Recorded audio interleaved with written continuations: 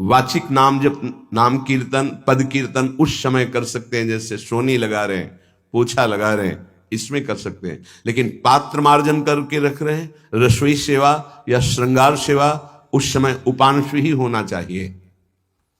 जब सेवा से निवृत्त होकर हम एकांत में मंत्र जप कर रहे हैं तो ये चार बातें नहीं होनी चाहिए मंत्र जापक में या नाम जापक में। उस समय जिस समय हम बैठे हैं, पहला, नाम जप या मंत्र जप में जो ही हम माला प्रारंभ करते हैं तो सदगुरुदेव भगवान को प्रणाम करके मौन धारण करते हैं जब तक वो माला ना हो जाएगी।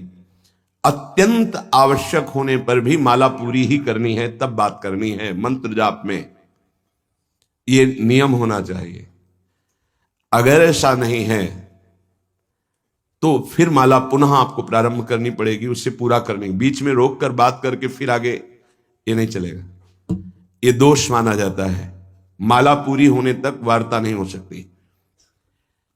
बोलना बीच में, पहला दोष। दूसरा, इधर उधर देख ऐसे माला जपने, मेरुदंड सीधी, नासाग्र दृष्टि ऐसे। जिससे नींद आने की संभावना है वो आंख मूंद के भजन करने मत बैठे। नहीं, कंबल या शाल ओढ़ा, आंख मूंछ ली तो माला छूट जाएगी और आपका समय व्यतीत हो जाएगा नींद में। ऐसा प्राय होता है। कठोर आसनों पे बैठ करके नींद ना आवे इसलिए नासाग्र दृष्टि रख के जप किया जाता है। उस मंत्र का ध्यान करते हुए आंख खुली हुई, बार बार पलक झपकना ऐसे ऐसे, ये नहीं, नासाग्र दृष्टि रखते हुए मंत्र जप करते हुए बोलना नहीं। जैसे 11 माला का नियम दिया है गुरु मंत्र का, तो जिनकी विशेष विशेष सेवाएं हैं, जब आपको समय मिले, जितना मिले अधिक से अधिक आप मंत्र जाप करें। जब आप आसन पे बैठकर मंत्र जाप कर रहे हैं तो बोलना नहीं है, माला पूरी होने पर ही बात करें अगर कोई अत्यंत आवश्यक है। दूसरा, इधर उधर गर्दन हिलाना, देखना, ये नहीं। मेरुदंड सीधी, आंख खुली हुई, आंख मूंद के नहीं जपना। एक महाभागवत की पत्नी निरंतर भगवदाकार वृत्ति में रहती थी। उनके पति जब पूजा में बैठते तो आंख मूंद करके बैठते, ध्यानस्थ से। एक बार उन्होंने पूछा, प्रभु आपके आंख मूंदने और आंख खोलने में अंतर पड़ता है क्या? तो उनका पड़ता है। तो बोले, आपकी पूजा अधूरी। हम चाहे बाहरी दृष्टि में हो या आंतरिक दृष्टि में हो, एक ही चिंतन होना चाहिए। आंख खुली हो या आंख बंद, तभी सच्चा उपासक है। तीसरा, हिलना मंत्र जाप के समय। ये कीर्तन में हो सकता है, पद गायन में हो सकता है, लेकिन मंत्र जाप के समय हिलना नहीं, ये नहीं। गर्दन घुमाना, बात करना। चौथा, हंसते हुए प्रपंच की वार्ता करना, हंसी मजाक चल रही, बोलना मतलब उत्तर देना। चौथे में जो हंसते हुए प्रपंच वार्ता करना। बैठे कुर्सी में 3 लोग, माला हाथ में, प्रपंच की वार्ता। अपमान कर रहे हो माला का, मंत्र का। आप क्या कर रहे हो? उपहास कर रहे हो। 4 लोग जा रहे, माला सरक रहा है, बातचीत कर रहे, तो माला सरकाने से थोड़ी भगवत प्राप्ति होगी। जो माला की एक भी मन का नाम और मंत्र से खाली ना जाए, उसका चिंतन करते हुए, वो आंतरिक चिंतन को बढ़ाने के लिए माला है। माला सरकाने से थोड़ी भगवत प्राप्ति होती है। माला की मनका के सहारे से हम प्रत्येक मंत्र का चिंतन करके, उसका श्रवण करके, मनन करके, तब फिर आगे बढ़ते हैं। ये थोड़ी कि जल्दी जल्दी। किसी किसी की माला को तो देखते हैं कि इतनी रफ्तार से कैसे चल सकती है। अगर हम केवल राधा नाम भी जपें तो इतनी रफ्तार से नहीं चल सकता, क्योंकि हमें लिखना है राधा राधा। फिर अष्टादशाक्षर मंत्र या द्वादशाक्षर मंत्र, फिर इन मंत्रों को तो कैसे आप इतनी जल्दी, कैसे बिना अक्षर मात्रा दर्शन के कैसे आप मन का सरका दिए? 11 माला बहुत होते हैं। अगर जिस पद्धति से कहते 11 माला कर लो तो बहुत जल्दी मानसिक सिद्धि प्राप्त हो जाए। सामने मंत्र लिखा हुआ है, हर बार नवीन मंत्र की रचना कर रहे हैं। हर मन के पे, एक मन के पे पूरा मंत्र लिखा, फिर एक मन के पे पूरा मंत्र, फिर मन। देखो मन कहां भाग के जाएगा। मन निर्विषय हो जाएगा, सच्चिदानंद की तरफ दौड़ पड़ेगा मन। जब के समय किसी को उत्तर देना, इधर उधर देखना, शरीर को हिलाना, हंसते हुए हंसी मजाक वार्तालाप करना, 4 बातें जप में निषेध है। जब काले न भासेत नान्यानि प्रेक्षेत बुधा न कंपेत शिरोग्रीवाम दंता नैव प्रकाशयेत। 4 बातें। ए हंसी मजाक, 2 साधक चल रहे रास्ते में, माला भी चल रहा, हंसी मजाक। तुम्हारे पास समय कैसे, तुम्हारा माला कैसे चल रहा है, तुम वार्ता कर रहे हो, हंसी मजाक कर रहे हो, ऐसा नहीं, इतने सिद्ध नहीं हो गए हो। जो शास्त्र जब काले न भाषित नान्यानि प्रेक्षित बुधा न कंपित शिरोग्रीवाम दंता नैव प्रकाशित। माला जपते समय ये ऐसे हिलना डुलना, शांत, हंसी मजाक, न दंता नैव प्रकाशित, दांत नहीं दिखाई देने चाहिए। गुरुमंत्र के समय तो मुख से वायु भी नहीं निकलनी चाहिए, मुख से। बस ये स्थिति, थोड़ा दांतों के बीच में जगह है, जिह्वा का अग्रभाग ऊपर के दांत के जोड़ पे है, हल्की सी नाक की श्वास से मंत्र का उच्चारण है, उसी का श्रवण है, और नेत्रों से दृष्टि में हम देख रहे हैं। भगवदाकार मंत्राकार वृत्ति करनी है। प्रभु के मंगलमय नाम उच्चारण करने से करोड़ करोड़ जन्मों के पापों का नाश होता है, ऐसा शास्त्र और ब्रह्म ऋषियों ने निश्चय किया है। भगवान का नाम उत्तम श्लोक है, पवित्र कीर्ति है।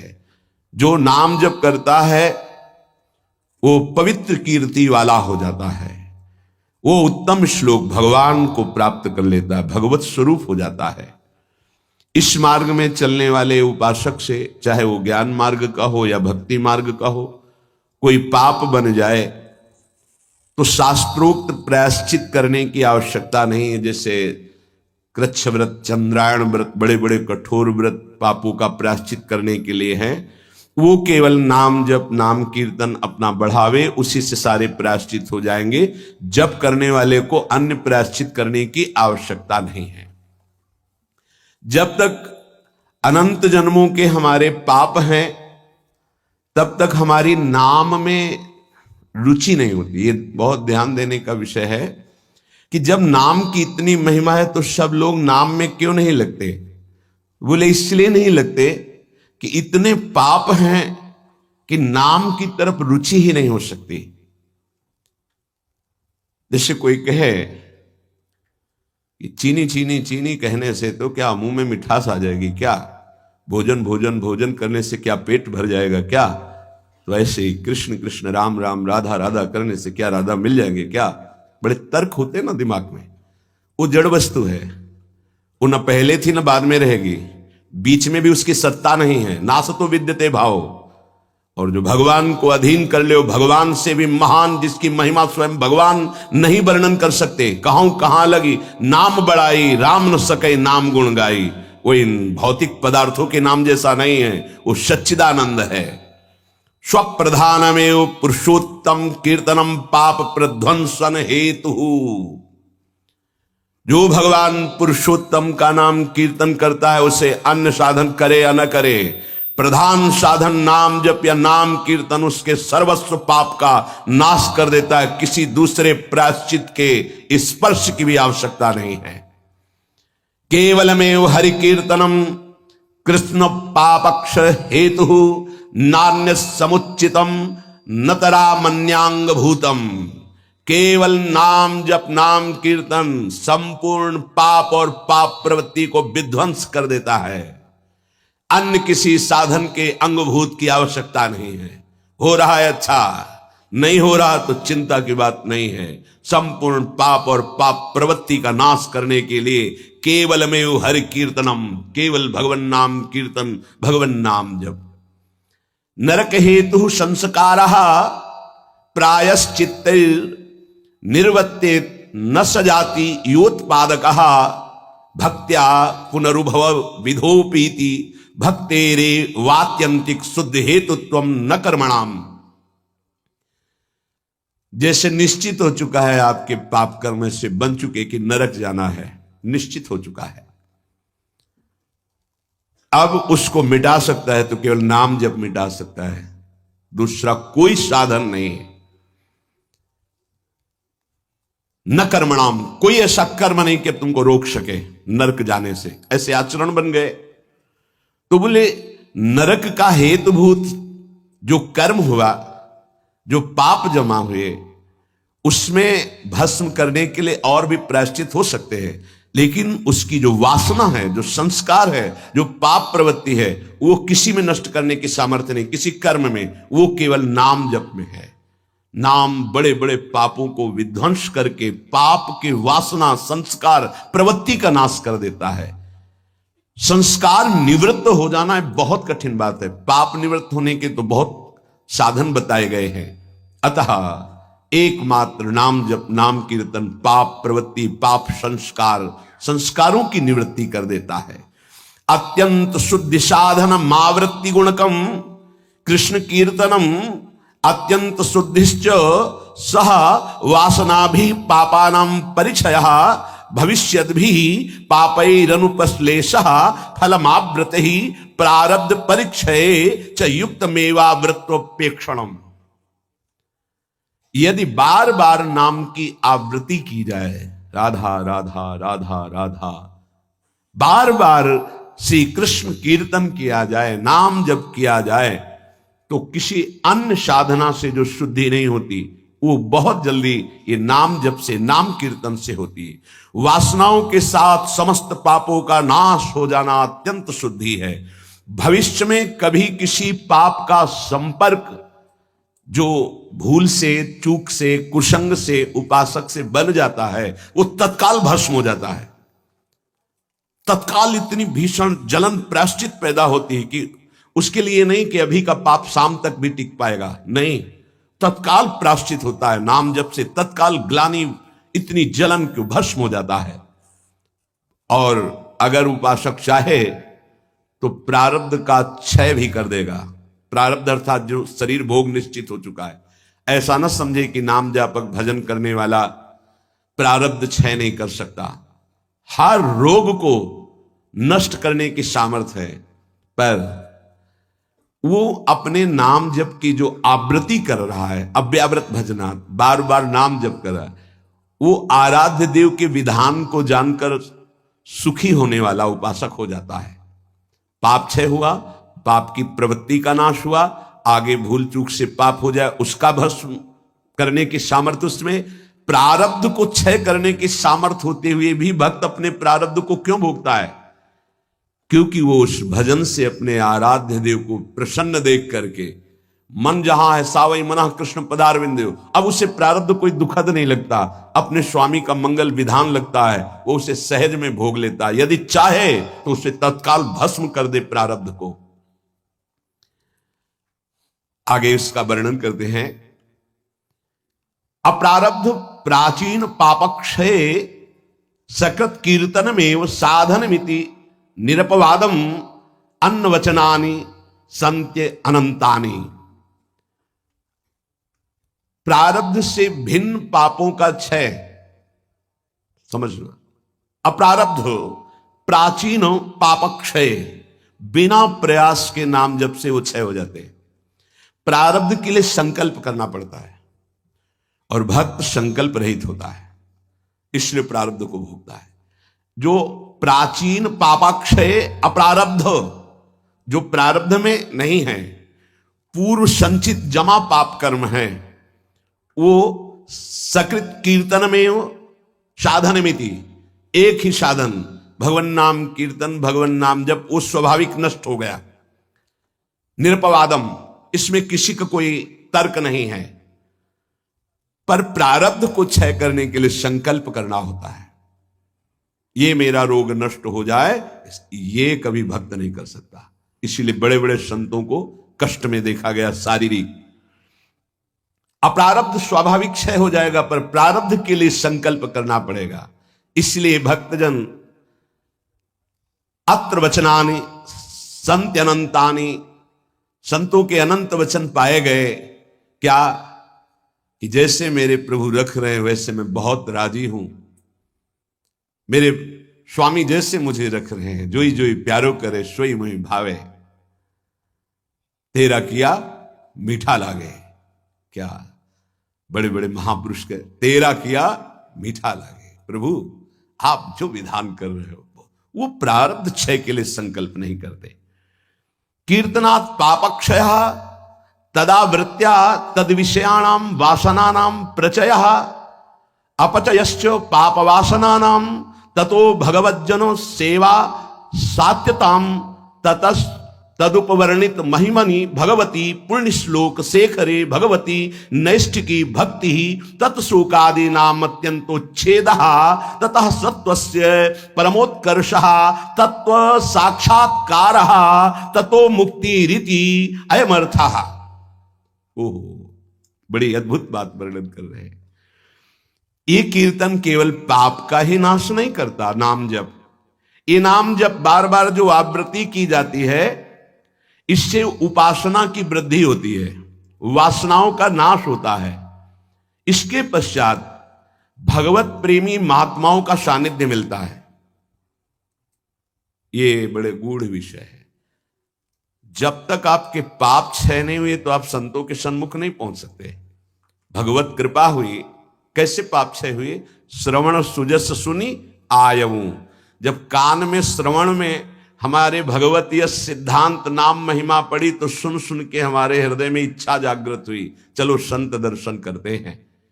भजन का फल हुआ संत दर्शन, नाम जप का, नाम कीर्तन का फल हुआ भगवत प्रेमी महात्माओं का सानिध्य संग। ततो भगवज्जन सेवा सात्यतम। फिर उसके हृदय में उन महापुरुषों की सेवा करने का मन होता है, क्या करूं जिससे ये प्रसन्न हो जाए।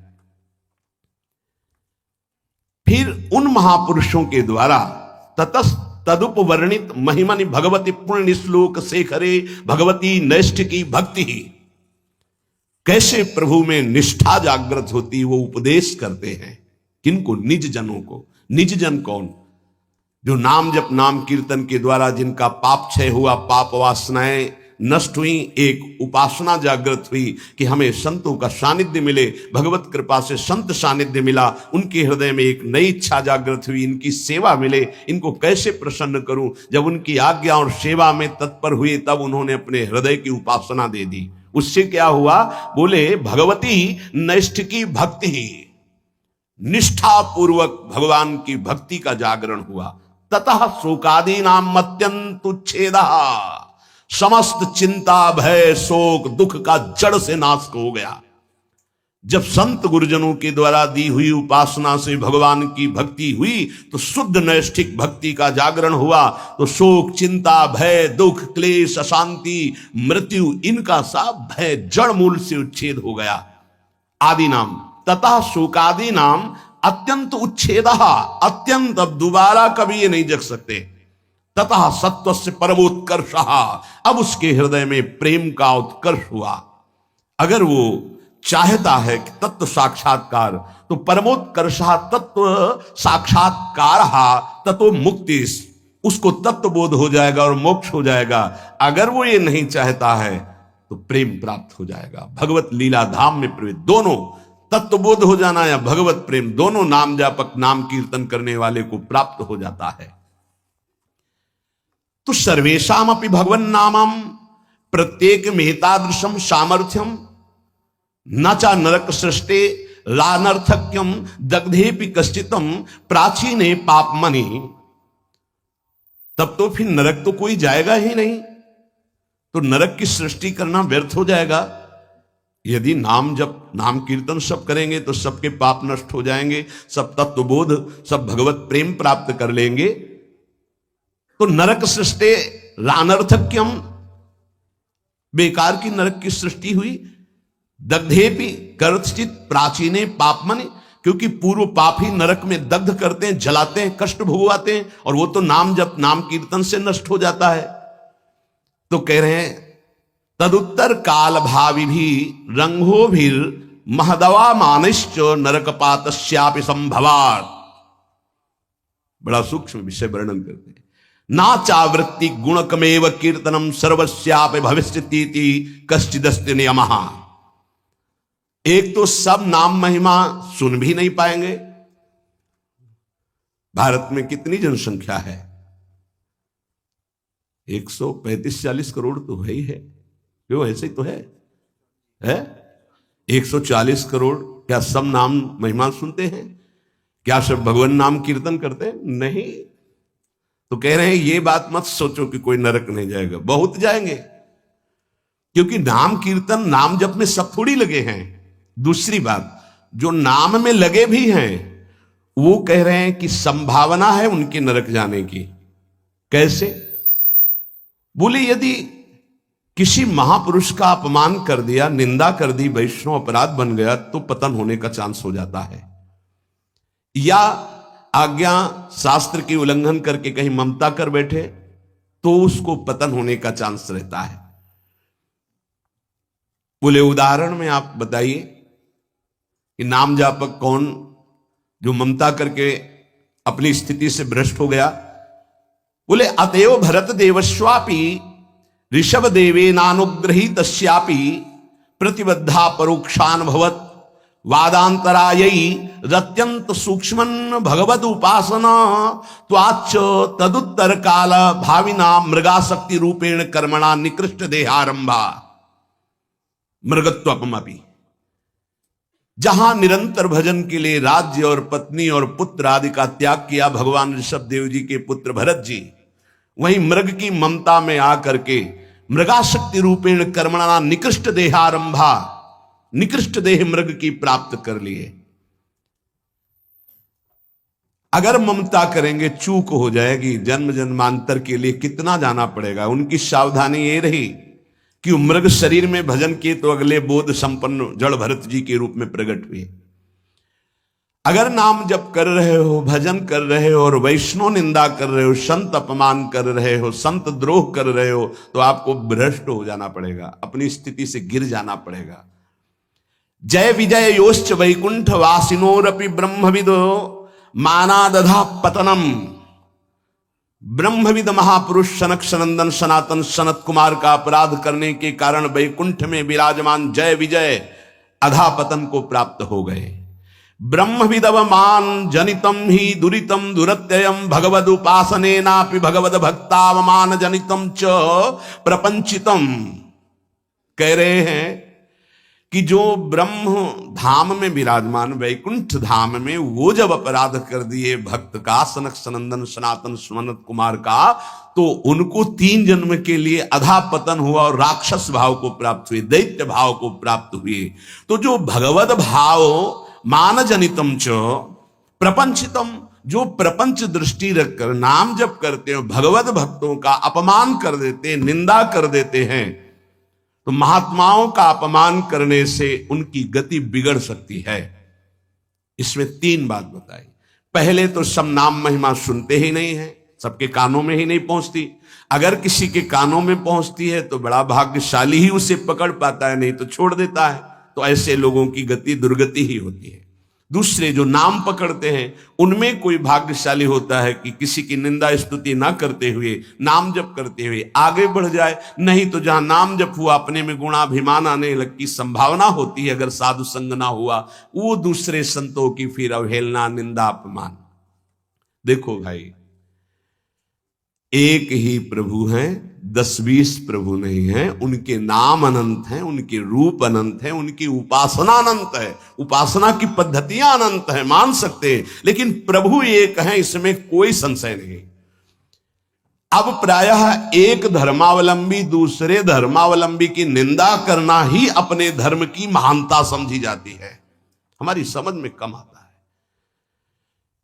हम किसी की निंदा कर रहे हैं, किसी का अपमान कर रहे हैं, किसी की अवहेलना कर रहे हैं, तो हम अपने आराध्य देव की आज्ञा का उल्लंघन कर रहे हैं। एकादश स्कंद में परमार्थ का जब निरूपण वर्णन हुआ बीच में, तो उसमें था ना किसी की निंदा ना किसी की स्तुति।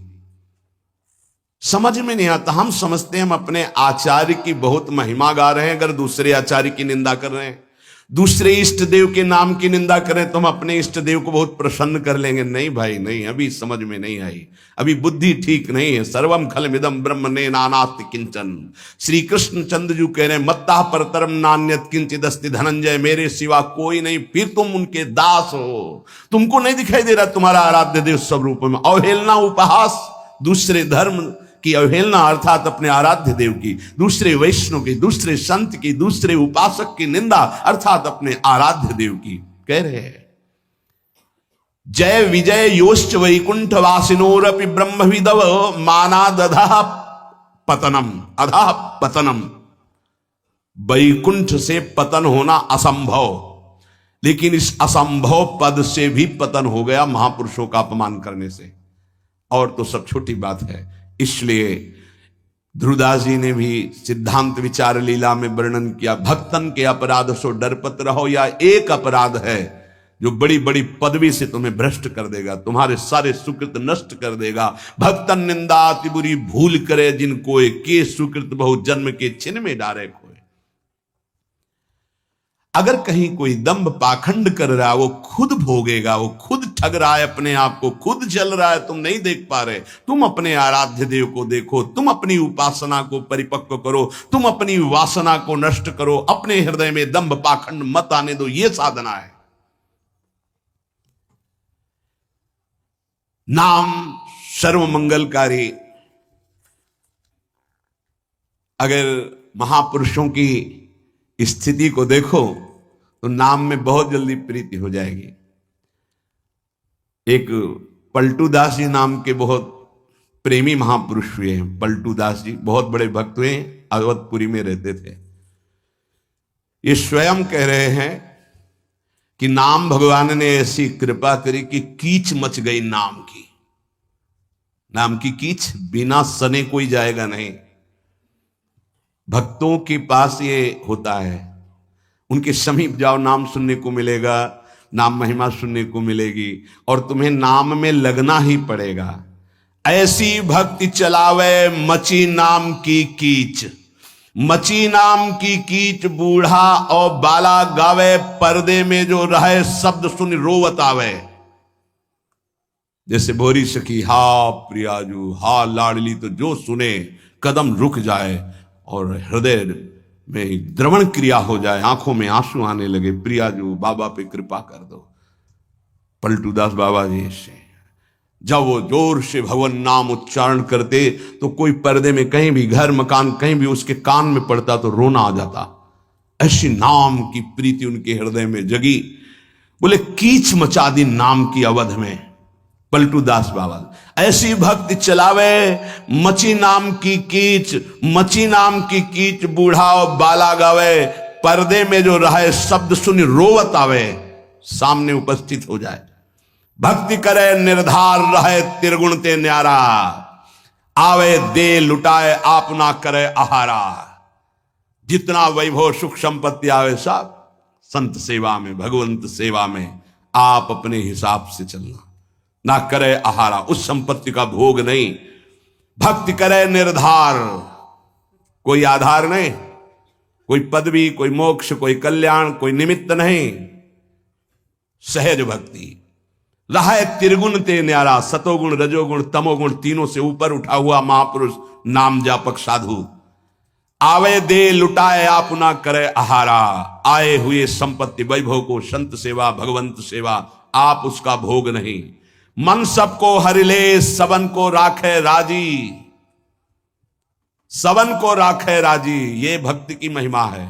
मन सबको हरिले सबन को राखे राजी, किसी का भी द्रोह नहीं। भक्त के सामने कोई भी आ जाए, किसी भी संप्रदाय का, किसी भी धर्म का, सबका आदर, सबका स्वागत, सबको सुख प्रदान करना। क्या जानो भक्ति का स्वरूप क्या है?